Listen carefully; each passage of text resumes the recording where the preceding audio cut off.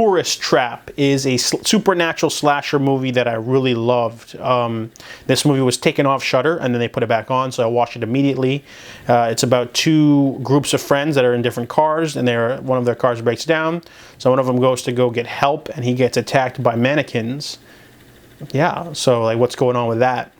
So the rest of the friends catch up and they meet a farmer man, and he basically is like, oh, hey, you know, my brother used to live here. He does weird puppet stuff, and he's the one that got sent away, so people don't come to the wax museum anymore. And he shows them all these creepy, you know, wax figurines, and then they start getting killed one by one.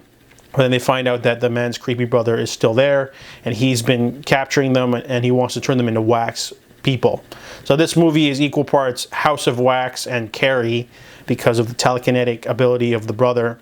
But the movie is just really strange. It's really creepy. They have like the puppets moving and stuff, you know, the creepy laughter, it's just a very strange movie that just manages to still creep you out like 30 years later.